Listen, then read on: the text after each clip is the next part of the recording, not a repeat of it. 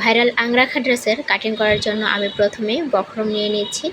আমি নিচ্ছি মুঠা বক্রম, আপনারা চাইলে চিকন বক্রমও নিতে পারেন। তারপর গলার চওড়াটা নিচ্ছি আমি 3 ইঞ্চি আর লম্বা নিচ্ছি আমি 6 ইঞ্চি। আর এভাবে একটু ভি শেপের মতো করে দাগ দিয়ে দিচ্ছি। তারপর হালকা একটু রাউন্ড শেপ করে আমি দিব। এখন বক্রমটা আমি কেটে নিচ্ছি। তারপর 1 ইঞ্চি বাড়তি রেখে আবারও ভি শেপের মতো করে কাটিং দিয়ে আবারও বক্রমটা কেটে নিচ্ছি। তারপর বক্রমের উপরে এক্সট্রা কাপড় দিয়ে পট্টি লাগিয়ে নেব। আর পট্টিটা তৈরি হয়ে গেলে পট্টিটা আমি মেইন গলার জামার মধ্যে লাগানোর জন্য আমি একটু সামান্য কাটিং করে নিচ্ছি 3 ইঞ্চিতে।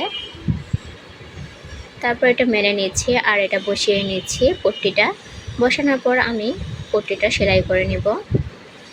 দুপাশে আমি পিন আপ করে দিয়েছি যেন নড়ে চড়ে না যায়, নড়ে গেলে আবার সেলাইটা আঁকাবাঁকা হতে পারে সেজন্য। তারপর আমি সেলাই করে নিচ্ছি। সেলাই করা হয়ে গেলে আমি 1/2 ইঞ্চি অথবা 1/4 ইঞ্চি করে কেটে কাপড়টা বাকি অংশ ফেলে দিব।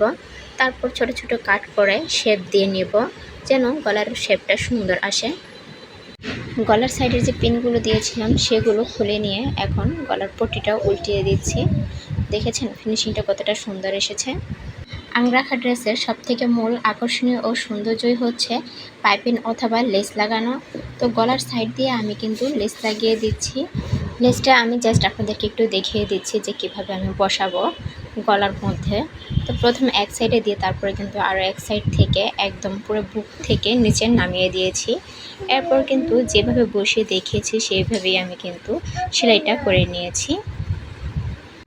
এখানে এক পাশের গলাটা আমি সেলাই করে নিয়েছি, তো আরেক পাশের গলাটা আমি একদম গলা থেকে নিচের বুকের পোষণ পর্যন্ত একদম নিয়ে চলে যাব আর সেটাকে সেলাই করে নেব। তারপর সেখানে একটু বাঁক দিয়ে একটু থেমে তারপর কিন্তু আবার নিচে আরেকটু সোজা অবস্থায় রেখে আবার সেলাই করে নেব। আপনারা চাইলে কিন্তু এই লেসটা আরও বড় করে নিয়ে জামার নিচ পর্যন্ত কিন্তু নিয়ে নিতে পারেন, তাহলে কিন্তু ড্রেসটা আরও বেশি সুন্দর হয়ে ফুটবে।